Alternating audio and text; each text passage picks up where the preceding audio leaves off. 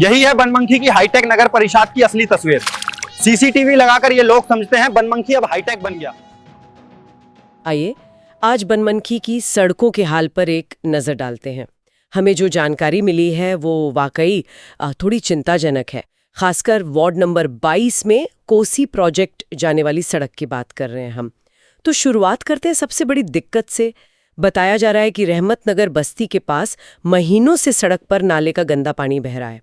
सोचिए, मतलब पूरा इलाका बदबू से परेशान होगा। हाँ बिल्कुल, और ये सिर्फ बदबू की बात नहीं है, पानी इतना ज्यादा जमा हो जाता है कि पैदल चलना भी मुश्किल है। अच्छा जी, और सुनने में आया है कि जो टू व्हीलर या गाड़ियां हैं उन्हें निकलने में भी बहुत परेशानी होती है। कई लोग तो मतलब फिसल के गिर भी चुके हैं, चोटें भी आई हैं। अरे ये तो काफी गंभीर है। हाँ, और देखिए ये कोई ऐसी वैसी गली नहीं है, ये बनमनखी के मेन बाजार को सीधे NH 107 से जोड़ने वाली सड़क है। काफी व्यस्त रहती है ये। ओ, मतलब ये एक जरूरी रास्ता है शहर के लिए। बहुत जरूरी। इसी रास्ते पर आप देखिए जल संसाधन विभाग का ऑफिस है, उनके स्टाफ क्वार्टर्स हैं, फॉरेस्ट डिपार्टमेंट का ऑफिस है, फिर कोसी कॉलोनी का वो प्रसिद्ध शिव मंदिर भी वहीं है, और SDPO साहब का सरकारी आवास भी। अरे बाप रे, तब तो ये पानी भरने से इन सब जगहों पर आना जाना भी मुश्किल हो गया होगा। निश्चित रूप से। ये सिर्फ एक असुविधा नहीं है, ये महत्वपूर्ण सेवाओं तक पहुंच को भी बाधित कर रही है। तो फिर स्थानीय लोग क्या कह रहे हैं? जाहिर है प्रशासन से नाराज होंगे। लोगों का गुस्सा सीधे नगर परिषद प्रशासन पर है। उनका कहना है कि भाई विकास के नाम पर हर साल करोड़ों रुपए आते हैं, खर्च भी होते होंगे, लेकिन ये जो बुनियादी समस्या है ये जस की तस बनी हुई है।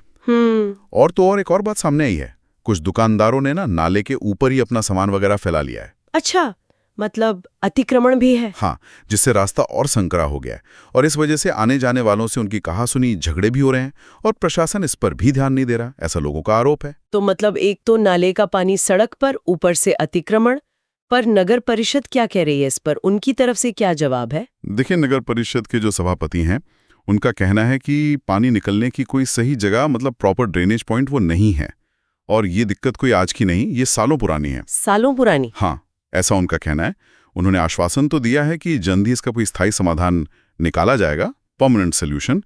लेकिन यहाँ एक अजीब बात हुई है। क्या? हाल ही में इसी सड़क को करीब 1 फुट ऊंचा किया गया। ऊंचा किया गया किस लिए? पानी की समस्या हल करने के लिए? शायद यही सोचा गया होगा, लेकिन हुआ इसका ठीक उल्टा। हाँ। पानी निकलने का इंतजाम तो हुआ नहीं, सड़क ऊंची होने से पानी और ज्यादा जमा होने लगा आसपास। अरे ये तो गड़बड़ हो गई। हाँ, और एक और चीज हुई, जब नाले की सफाई हुई तो उसका जो कीचड़ निकाला गया वो सड़क किनारे डाल दिया गया। इससे सड़क पर फिसलन बहुत बढ़ गई और कई मोटरसाइकिल वाले गिरे, उन्हें चोटें भी आईं। मतलब समाधान करने के चक्कर में समस्या और बढ़ गई। बिना निकासी का इंतजाम किए सड़क ऊंची कर दी, ये कैसी प्लानिंग है?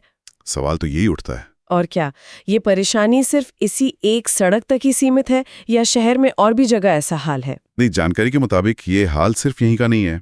दर्जी पट्टी है, इमली पट्टी, जामा मस्जिद के सामने वाली सड़क, वहां भी जल जमाव और बड़े बड़े गड्ढों की शिकायतें हैं। तो मतलब पूरे शहर में बुनियादी सुविधाओं का हाल कुछ ठीक नहीं लग रहा। लेकिन एक और बात पता चली है कि शहर को हाईटेक दिखाने के लिए जगह जगह CCTV कैमरे जरूर लग गए। ये थोड़ा अजीब नहीं लगता? हाँ, ये विरोधाभास बिल्कुल साफ दिखता है। यही है बनमनखी की हाईटेक नगर परिषद की असली तस्वीर।